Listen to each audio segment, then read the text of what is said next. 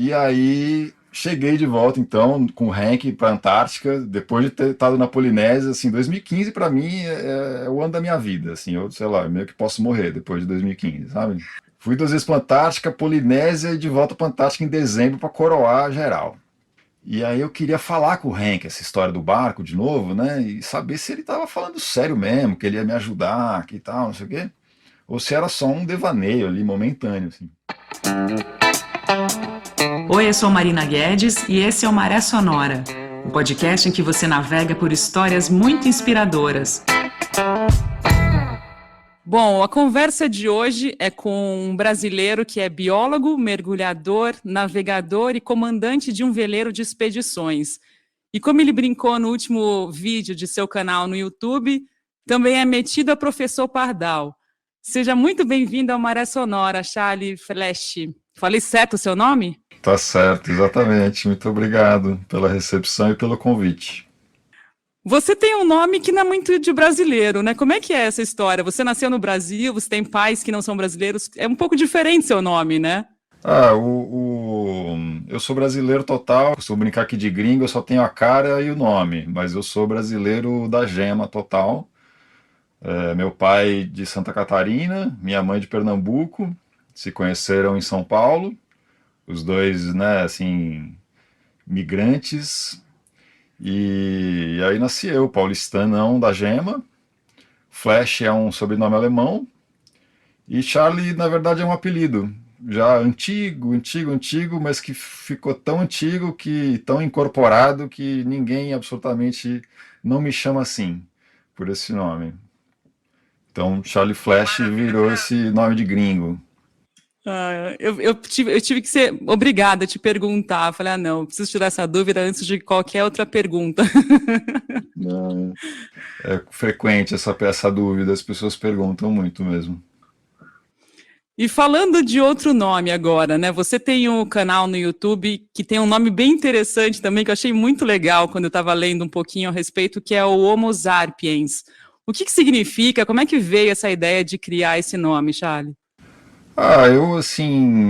Eu já fiz um tanto de coisas diferentes na vida, né? Mas desde de moleque eu tenho esse meu sonho de mergulhar nos lugares mais incríveis do mundo. Eu comecei a mergulhar muito moleque, né, com 14 anos, inspirado pelo que eu assistia na televisão, que era o Jacques Cousteau. Ele até hoje meu grande ídolo. E desde então eu venho perseguindo esse sonho, né, essa maneira de alguma forma conseguir chegar nos lugares incríveis que eu assistia na televisão. Então, para mim, virar biólogo foi uma consequência natural. Trabalhar com mergulho, mergulho foi meu primeiro emprego. Eu tinha 19 anos, eu era um profissional do mergulho. E, enfim, então fui buscando, mas sempre com dificuldade de encontrar de fato essa forma desse caminho. Achei que eu ia virar cientista, aí descobri que eu não era bem aquilo que eu queria fazer. Aí parei um pouco com essa coisa do mergulho, mas trabalhei com educação muito tempo, com escolas, né, como um biólogo que conduzia escolas para viagens de campo, estudo de meio, que a gente chama, que é muito comum em São Paulo, especialmente nas escolas particulares. E, enfim, então ia buscando, ia saracoteando, né, e em um momento minha irmã insistiu para mim, falou: "Pô, você precisa de um nome artístico, você precisa de um nome legal para você, para o seu projeto, para você tocar para frente e tal". Eu fazia muitas viagens, às vezes eu dava umas palestras para os amigos e conhecidos, contando das coisas. E aí fiquei pensando num nome, né? Qual vai ser então meu nome artístico? Aí eu pensava, falava, e minha irmã achava tudo ruim. Falava: "Não, esse nome tá horroroso". Eu falei: "Pô, mas você não gosta de nada?". Ela falou: "Pô, mas você não fala um nome legal, porra". Aí tá bom, aí pensa, pensa, pensa. Então, assim, acaba surgindo, né? Então, assim, eu, por ser biólogo, por ser um cara que está sempre buscando essa minha satisfação, especialmente nas viagens, ganhando o mundo, né? Seja mochilando nas montanhas dos Andes, trabalhei um tempo no Egito, consegui trabalhar na Polinésia, enfim. Então, juntou, né? Homo sapiens é o nome científico da espécie humana. Então eu acabei fazendo essa brincadeira, me veio esse nome assim que eu gostei muito na hora que ele apareceu, Homo sapiens, né? Que eu me sentia um cara meio diferente, um cara meio deslocado, né? Então, uma espécie diferente, uma pessoa que quer aprender, né, a sapiência, o aprendizado através do ganhar o mundo. E quando eu entrei finalmente de cabeça nessa história dos barcos e tal, aí que o Homo sapiens fez todo sentido. Então é isso. Então eu brinco que é uma nova espécie de viajante, sei lá, de aprendizado, de ver o mundo, uma forma de atuar no mundo. É muito legal, eu achei ótimo esse nome. E o seu canal também tem um diferencial, né? Comparando, fazendo uma análise em relação aos outros canais que tratam de navegação, que tratam da vida a bordo, que tratam de travessias. Você tem um diferencial com o seu trabalho que é falar de uma forma bem mais didática, né? Passar aprendizados relacionados à navegação, né, Charlie? Então, isso também vem em grandíssima influência da minha vida como biólogo, né? Porque assim, eu de muitas coisas que eu fiz na vida, e de navegador, até já fui músico, que eu falo um pouco sobre isso, mas já fui tradutor, então assim, às vezes é difícil as pessoas me perguntar o que você faz, o que você é, né, nesse sentido da profissão, que a gente muitas vezes usa para se definir. E eu tenho muita dificuldade de fato me definir como uma única coisa, né? Mas se eu tivesse que escolher apenas uma coisa, eu me definiria como biólogo, né? É o que eu mais me encontro, assim, é onde eu tenho a maior quantidade de amigos. Quando eu entrei na faculdade, na biologia na USP, foi uma coisa assim, foi ali que o mundo se abriu para mim, foi ali que eu me senti em casa pela primeira vez. A gente até hoje, eu já sou formado há quase 25 anos, e a gente mantém um grupo ativo de que se fala de mais de 100 amigos, e é assim, a gente é uma família eterna, para sempre e tal. Então, assim, então eu trago dessa história da biologia esse mundo mais acadêmico, né? Eu sou um cara que a navegação é uma coisa muito prática e tal, né? Mas eu trago comigo essa coisa teórica, essa coisa mais esse gosto pelas atividades intelectuais. E eu sempre gostei muito de estudar, de ler, de aprender através dos livros, que foram os meus grandes professores, porque eu sempre fui um cara meio baixo de grana, né? Assim, sempre fiz trabalhos que eu adorava, mas que pagavam pouco, e enfim. Então eu me valia dos livros para aprender um monte de coisa que eu queria aprender. E sempre fui muito fã dos divulgadores científicos. Então, por exemplo, o meu autor favorito é o Richard Dawkins, que é o que escreveu o famoso livro O Gênio Egoísta, e que anos depois ficou famoso, um pouco mais recentemente, por ser o cara que começou a promover o ateísmo, né, o que escreveu aquele livro chamado Deus um Delírio. E ele escreve e explica de uma maneira, assim, com uma primazia, assim, eu recentemente até reli O Gênio Egoísta faz umas 2 semanas. Então, assim, para me inspirar de novo, sabe? E toda vez que eu leio um livro que é muito bom, eu me inspiro naquilo e percebo como é importante as explicações sendo dadas de maneira que você construa um caminhar e que nessa construção não haja nenhum tipo de tropeço, nenhum tipo de ruído, né? Então, por exemplo, eu não gosto da ideia de você vai explicar alguma coisa e eu falo o nome, o jargão científico, o jargão náutico primeiro. Né? Então, quer dizer, aquilo eu acho que já confunde a pessoa. Então, eu prefiro explicar a história com a linguagem mais coloquial possível e no final daquilo explicado, aquele conceito entendido, eu falo, então, isso aqui se chama tal. E a partir desse nome não existe ruído, sabe? E eu, quando leio livros que não tem essa fluência, aquilo me brocha um pouco, assim, sabe? Eu falo, poxa, a pessoa podia ter, né? E quando eu leio livros que são super bem escritos e super bem explicados, com uma didática impecável, é pura felicidade. Então eu trago essa divulgação científica, né? É o espírito da divulgação científica aplicado para a navegação, embora eu tenha planos de que o Homo sapiens vá ampliando seus temas e vá falando também de natureza, também de biologia, também de conservação, mas geralmente ligado ao mar, sempre procurando trazer encantamento, né? Não só informação.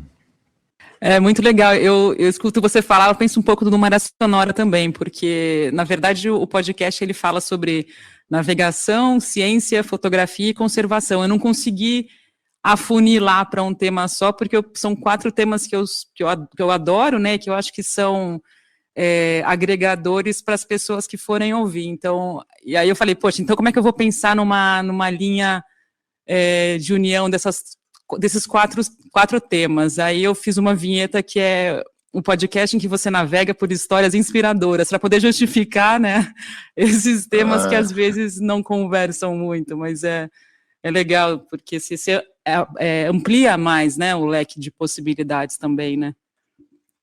Bacana, é um bom lema. Tem um pouco essa história existem as recomendações para que você aprofunde no nicho, né? Que você afunile dentro de um nicho e tal. Mas às vezes é difícil, né? Quando a gente tem interesses amplos, assim, é difícil de escolher um único assunto para tratar. E a gente está gravando esse bate-papo de forma remota. Você está a bordo da Fernande, do seu veleiro? Conta um pouquinho de onde você está, de que lugar que você está exatamente. Eu estou a bordo do veleiro, o veleiro é minha casa, né? Faz 5 anos que o veleiro se tornou a minha casa. Por acaso foi meu primeiro barco, é toda uma história, né? De um batismo de fogo, assim, bem, muito, muito intenso. Essa história da navegação, eu entrei de cabeça nela, assim, de um jeito com muita profundidade, muita intensidade. E, enfim, então moro a bordo, é minha casa, tudo que eu tenho está aqui dentro. E nesse momento eu estou no Uruguai. No Uruguai? Olha. Isso. Mas o seu veleiro não é um veleirinho, né? Um veleiro, na verdade, é um cat de 70 pés, é isso? Você já comprou um primeiro grande, né? Exato. Foi a história é bem inusitada, assim, mas o resumo dela é que quando eu tinha 35 anos, ou seja, há exatos 10 anos atrás, um pouquinho mais, no início de 2011, né? A gente já está agora em 2021. Teve uma vez um trabalho que eu fiz, que eu contei para uma pessoa que o meu sonho era fazer uma volta ao mundo de barco, de veleiro.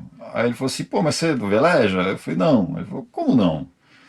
E aí eu falei, não, não velejo, não conheço ninguém, não tenho dinheiro, enfim, não velejo. Aí ele falou, não, você tem que velejar. Se o seu sonho é dar a volta ao mundo, você tem que velejar, não interessa. E aí eu falei, bom, é verdade. E aí aquilo me tocou muito, né? E eu fui começar a aprender de alguma forma. Então, encontrei na represa Guarapiranga em São Paulo um aluguel de um barco bem simplinho, baratinho e tal, e comecei a praticar, lendo livros e não sei o quê. Mas assim, e eu já tinha como ídolo Amir Klink, já desde de criança, na verdade, né? Já acompanhava, já tinha a Antártica como um sonho de consumo, desde os 12 anos eu sonhava ir para a Antártica. Então, nessa fase inicial da vela, eu lia tudo que aparecia eu lia, ou didático, ou sobre relatos e tal. E aí um amigo meu falou assim, lê esse livro aqui do Amir Klink, que eu não tinha lido ainda, que é o quarto livro, que é o Linha d'Água. E aí ele fala no livro lá que os veleiros que vão para a Antártica partem de Ushuaia, que é o extremo sul da Argentina. E eu, durante a faculdade de biologia, tinha tentado ir lá no Instituto Oceanográfico, que é onde saíam a maioria das pessoas que iam para a Antártica, né? Trabalhavam e fui procurar estágio.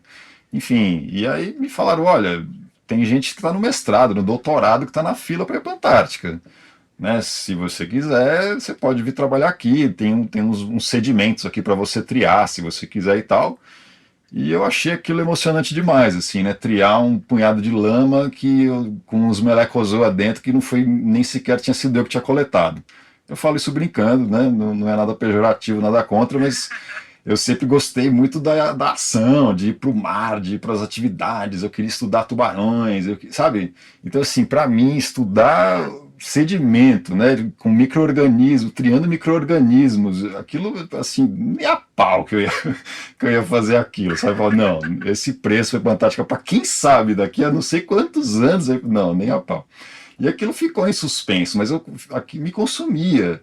Como eu ia um dia chegar na Antártica, se eu ia trabalhar na base brasileira, se eu ia trabalhar na base inglesa, se eu ia, sei lá que raio de maneira eu ia encontrar. Então, quando eu finalmente estou me iniciando na vela e vejo no livro do Amir Klink falar os barcos, os veleiros que vão para a Antártica partem de Ushuaia, aquilo acendeu uma sirene vermelha na minha cabeça, assim, de uma maneira que em 2 meses eu estava em Ushuaia batendo na porta dos veleiros. Ai, que legal. Sabe, eu sempre tive essa liberdade, né? Eu sempre procurei essa vida de freelancer, né? Eu nunca tive um trabalho fixo, por exemplo. Nunca tirei férias, né? Nesse sentido de nunca tive fixo ali trabalhando alguns meses para daí cumprir o período do ano e sair de férias e voltar ao trabalho. Isso nunca existiu para mim. Então eu tinha liberdade. Quando tinha trabalho, eu trabalhava. O período de fim de ano sempre foi um período de baixo trabalho. Então, assim, verão, Antártica e tal, é o momento que, cara, vamos embora. Juntei as economias e toquei, juntei minha mochila, meu equipamento fotográfico, minhas roupinhas, minha bota de caminhada e fui embora. Toquei para Ushuaia, não conheci ninguém. E cheguei lá, era próximo do Natal, e fui batendo na porta geral da galera, dos barcos. Só que eu, assim, não sabia nada. Eu tinha 6 meses de represa, Guarapiranga. Eu não sabia nem a roupa de vela de verdade que deveria ser usada, sabe? Eu não sabia nada. E, enfim, batendo na porta, depois eu fui descobrir que era eu e a torcida do Flamengo que batia na porta dos veleiros querendo ir para a Antártica. Né? Você pega assim, eu fui genuinamente para lá com esse único intuito de ir para a Antártica. Mas se você pega o Lonely Planet, que é um dos principais guias mundiais aí de viagem, na parte de Ushuaia fala, os veleiros com a Antártica saem de Ushuaia, né? Tenta a sorte e vê se você consegue ir para a Antártica. Então tinha a torcida do Flamengo ali. E aí, enfim, eu era mais um. Então os caras nem olhavam na sua cara, nem, sabe, nem respondia. Um ou outro respondia e tal. Mas enfim, então eu consegui, por muita sorte, é que a história vai ficar longa, né? Eu vou resumindo aqui, mas. Então, assim, por muita sorte eu consegui trabalho num veleiro lá, num dos veleiros que faz navegações para a Antártica, mas a navegação não seria para a Antártica. Então, assim, falou, ó, tem esse trabalho aqui para você, mas a gente não vai para a Antártica. Você aceita ir com a gente e acaba seu sonho de ir para a Antártica essa temporada, ou você continua procurando. Mas olha, as chances de você conseguir são próximas de zero. Assim, essa vai ser sua melhor oportunidade. Eu falei, bom, vai, parece que é verdade. E no fim das contas foi mesmo. Em toda a temporada não abriu vaga para ninguém. Ninguém conseguiu. Então eu fui a única pessoa com sorte. Eu fui a pessoa mais sortuda da temporada, ali entre todos os barcos que vão para a Antártica. E tem a história famosa, que eu já contei em outras partes, que um desses capitães que eu procurei, que eu falei, não sei o quê, ele pediu para ver minhas mãos quando eu falei que era biólogo, porque eu achei que estava abafando contando que era biólogo. Né? Aí ele olhou minhas mãos e falou assim, você tem mãos de acadêmico, você não aguenta o trabalho. E aí eu falei, não, eu aguento, cara, eu pego no pesado, eu já trabalhei com mergulho muitos anos, trabalhei em Fernando de Noronha, o trabalho com mergulho em Noronha é super pesado, assim, tipo, eu hoje com 45 anos, para voltar a trabalhar lá, teria que malhar 2 anos seguidos para entrar em forma de novo, para conseguir aguentar o tranco, sabe, do que era com os meus 20 e poucos anos, assim, com certeza, falando sério. Então eu falei, não, a mão tá fina agora, mas assim, ele falou, não, não, esquece.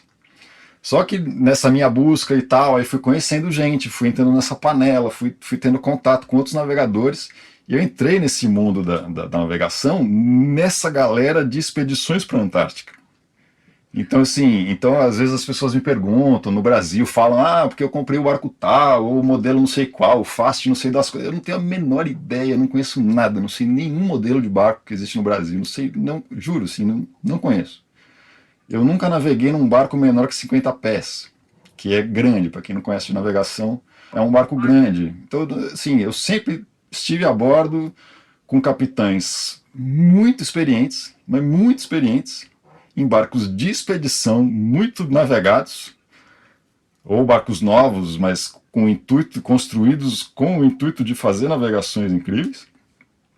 E assim eu fui galgando esse caminho de aprendizado, né, dentro sei lá, eu fui forjado dentro do centro da terra, assim, sabe? Fui tacado dentro do fogo ali e dali você sai vivo, você não sai de lá, sabe?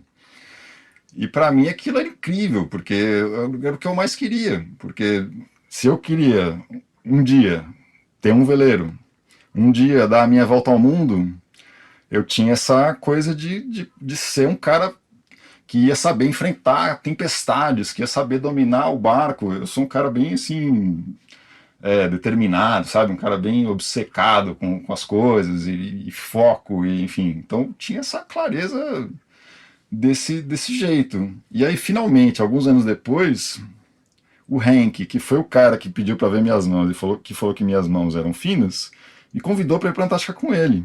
E aí foi incrível, né? Então, assim, cheguei na Antártica, o vídeo do Sal, né, da entrevista que eu dei pro Sal, mostra lá o vídeo de eu chorando na Antártica, tal, né? Aquilo assim, eu gravei, eu pisei na Antártica, liguei a câmera e comecei a gravar e falar para a câmera, chorando, assim, copiosamente, de emoção extrema. Então, assim, foram 4 anos de trabalho arduíssimo, de aprendizado para me tornar um tripulante valioso o bastante para integrar uma expedição para a Antártica, sabe?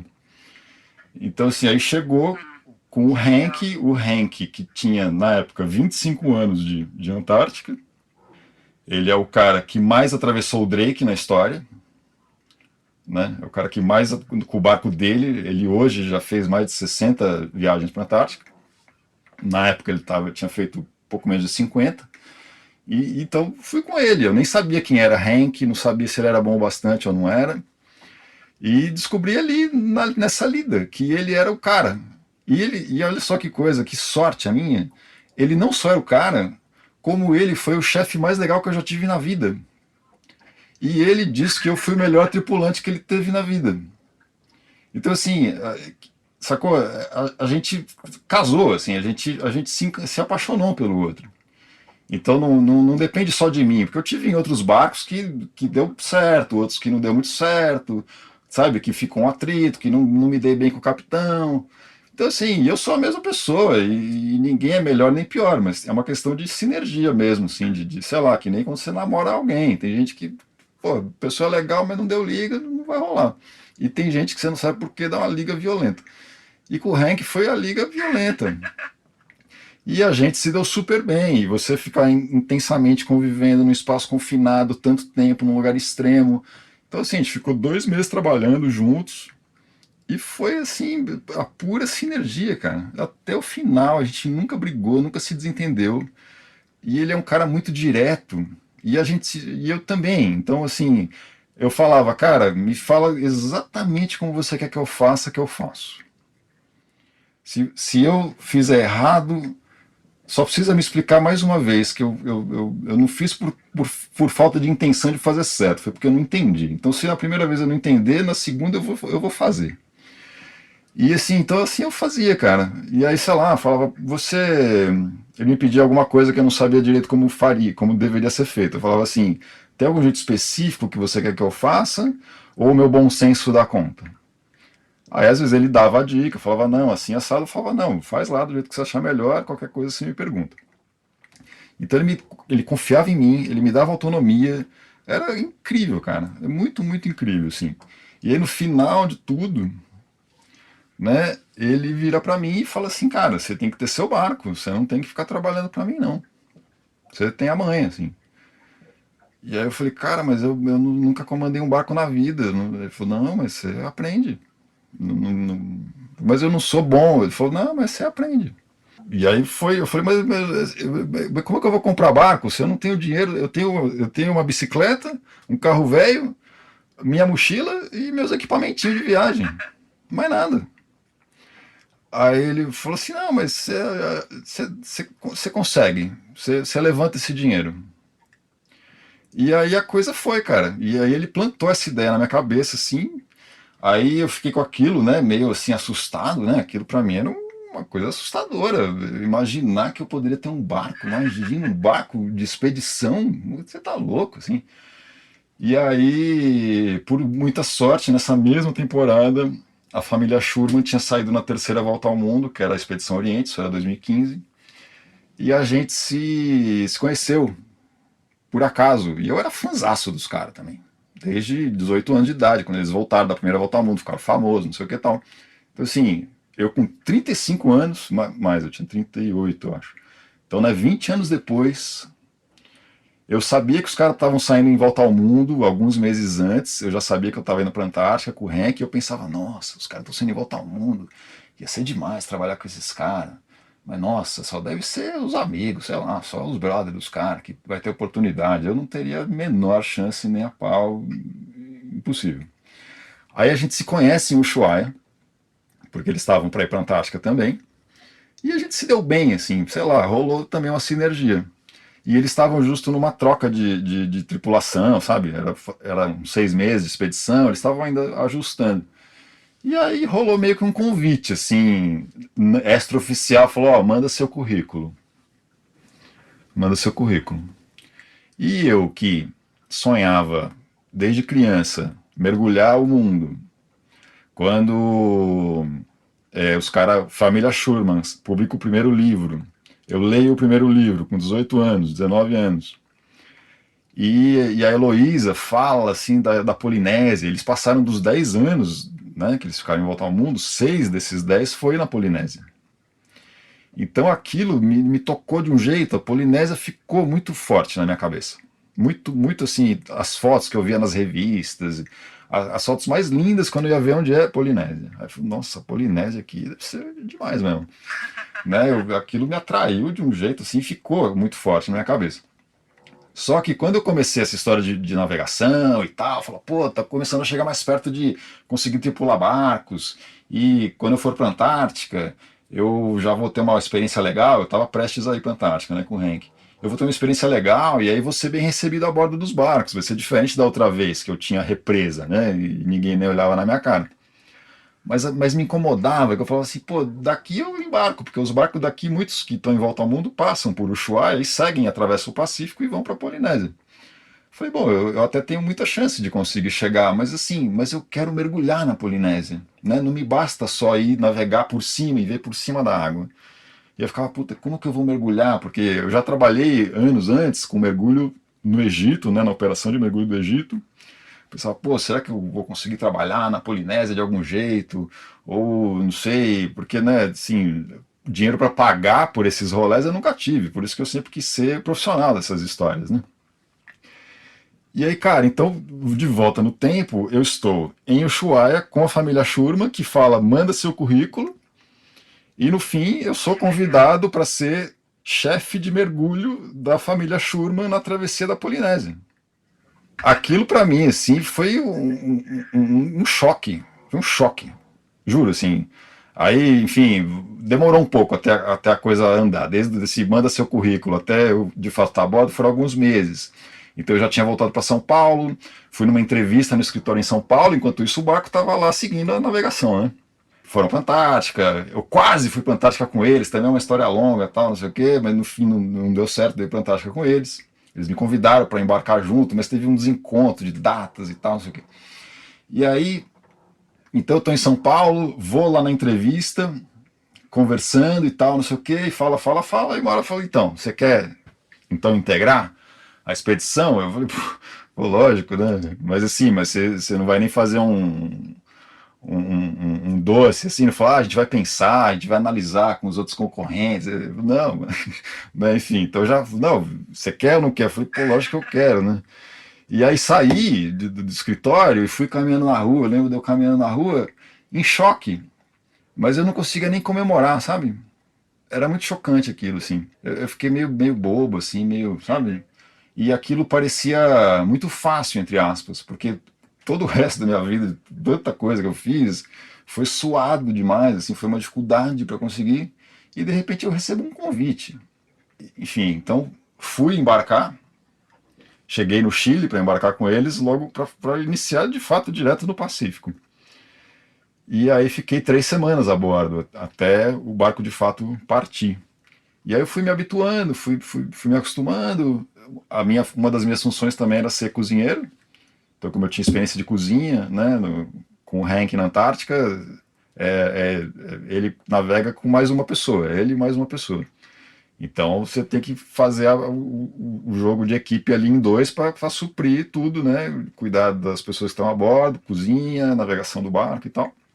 Então, era essa a minha função primordial, era cozinheiro, quando tinha mergulho, eu era o chefe de mergulho, e quando estava navegando e nem tinha cozinha, eu estava ali cuidando do barco também, ajudando o Wilhelm, que é o filho mais novo, que tem a minha idade, que é o comandante do barco, a cuidar do barco.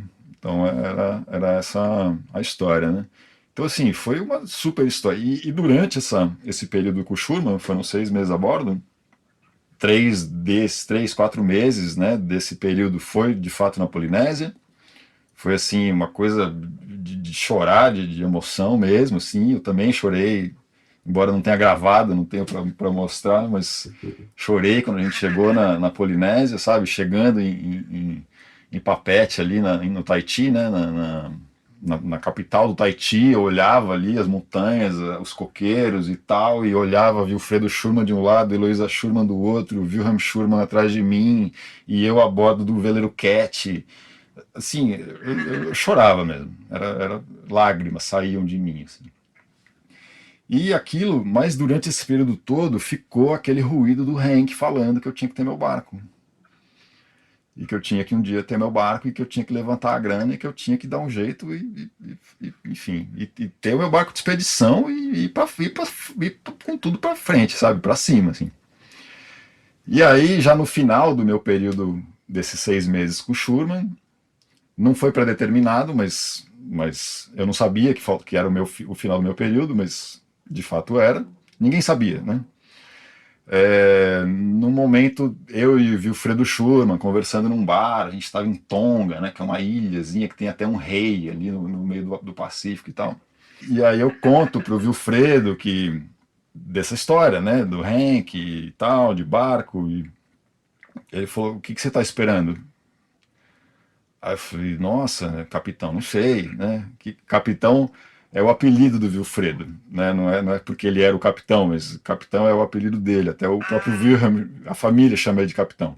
Eu falei, não sei, capitão, mas o que você está esperando, cara? Eu falei, não sei, eu tenho medo, cara. Ele falou, mas medo do quê? Eu falei, não sei, medo de dar errado. É muito dinheiro envolvido, enfim, é muita responsabilidade. Ele falou, vai, bicho, vai.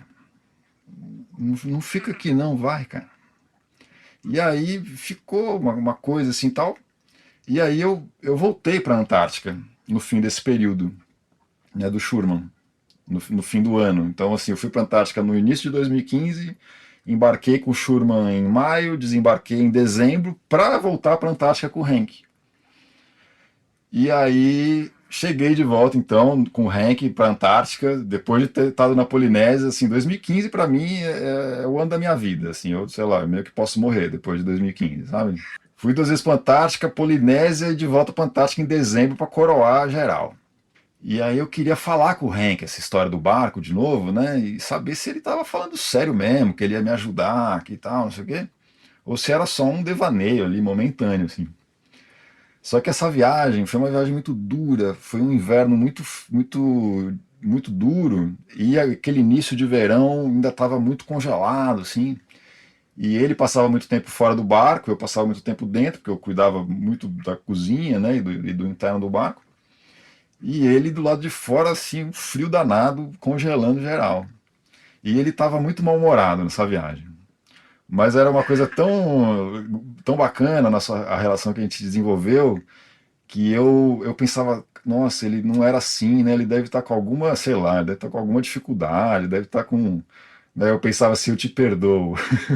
Mas, sabe, assim, eu aceitava as grosserias dele com amor, assim, sem nenhum rancor, absolutamente nada.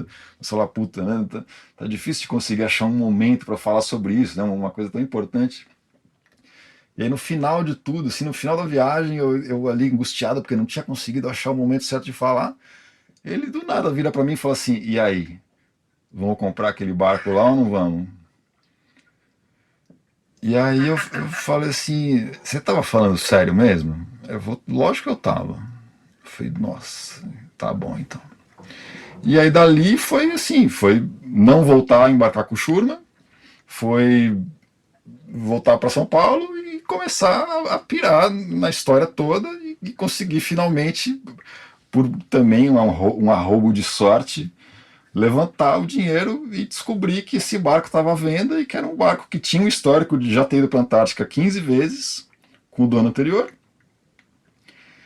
Então, assim, chegou na hora de ir ver o barco, né? Nossa, então vamos ver o barco.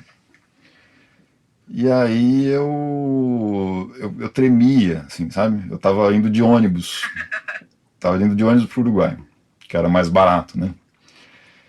E tremia. Cheguei no lugar, né, onde estava o barco, foi uma decisão de última hora, assim, então não consegui combinar com o ex-dono de fato uma data para chegar para ser recebido. Eu falei, cara, eu tô a caminho do Uruguai. Ele falou, nossa, me espera 2 dias que eu te encontro. Tá bom. Aí eu cheguei de prima, fui direto onde estava o barco, né? Qual que é o Fernandes aí? Ah, aquele lá.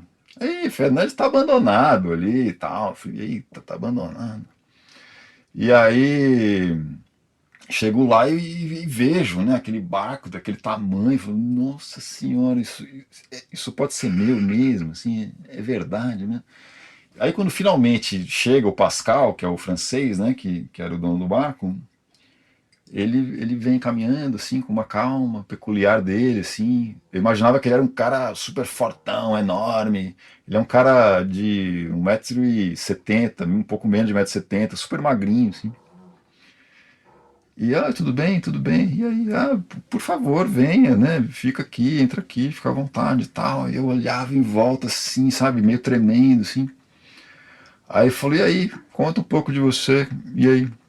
Eu falei, então, né, tem essa história, porque o Henk, porque a Antártica, porque tal. Meu sonho de dar a volta ao mundo. E ele falou assim, olhou pra mim com uma cara séria, falou assim, você não manja muito não, né? Aí eu falei, não, tô aprendendo ainda. E isso foi uma coisa curiosa, assim, né, também, que nesse todo esse meu caminhar dentro do mundo da vela, eu entrei com as sandálias da humildade mesmo, assim, sabe? De um jeito que eu nunca tinha tido em nenhum outro momento da minha vida. De assim, de falar, cara, eu não sei nada, tudo que eu puder aprender é luxo, e eu vou ser sincero com todo mundo. E eu sempre fui super sincero, sabe? Falo, ó, isso eu sei, isso eu não sei, isso eu quero saber, eu nunca me fiz de saber mais do que eu sabia, nunca, jamais, assim. E então quando o Pascal me vira e fala assim, você não manja muito não, né? Eu falei, não manjo muito, tô aprendendo ainda. Aí ele fez uma cara assim pra mim, mas a gente continuou, e a gente ficou 8 horas sem parar conversando. Então também rolou uma sinergia violenta. E ele falou assim, cara, fica a bordo, quantos dias você quiser, quanto tempo você quiser, vira o barco de cabeça para baixo pra, sei lá, fuça tudo que você quiser no barco. Fica à vontade. E aí eu fiquei alguns dias, né? E virando e coisa, e perguntando para outros navegadores, outros capitães, e tentando ter uma ideia do que eu tinha que olhar, porque eu não sabia nem o que olhar, não sabia nem onde achar os problemas, não sabia nada, assim, sabe? E, enfim, então eu fiquei naquilo tal, esses alguns dias a bordo, mexendo e virando e me familiarizando. E aí teve uma hora lá, uma noite, assim, que eu tava meio ali, né, atônito com toda essa enxurrada de emoções e tal, de dúvidas. Aí do nada eu falei, cara, esse barco é o barco, né, assim, eu comecei a visualizar eu em volta ao mundo, sabe? Num barco desse e tal. Eu falei, cara, é isso, bicho, é isso. Aí falei, Pascal, eu vou querer, cara, já tô decidido, sim. Só que eu não tenho o dinheiro.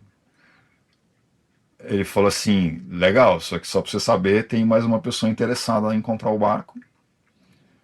Eu conheço ele já foi meu tripulante e tal. Mas eu gostei de você. Eu vou ser sincero com você, eu prefiro que você fique com o barco. Mas ele tá à venda, assim, né? Se o outro vier pegar, ele pegou. Eu falei, rapaz, faz o seguinte, me dá um tempinho. Ele falou, quanto tempo você precisa? Eu falei, não tenho ideia, cara. Não tenho ideia quanto tempo eu preciso, mas só me promete uma coisa, se o cara vier bater a grana em cima da mesa e levar o barco, você me avisa e me dá a chance de cobrir a oferta. Ele falou, tá bom. Aí deu lá um mês, ele me contactou e falou, e aí, o cara tá lá querendo saber. Aí eu falei, puta, rapaz, peraí, tá saindo, me dá só mais alguns dias. Aí, cara, consegui, virei mais uns palitinhos pra cá, pra lá, com alguns contatos e tal. Uma galera que tava naquele, não, talvez eu consiga te emprestar o dinheiro, mas não sei e tal, não sei o que. Eu falei, meu, é agora ou nunca. A galera falou, tá bom. E todo mundo que eu tinha falado, que tava meio numa dança do não vai, todo mundo foi assim e falou, cara, beleza.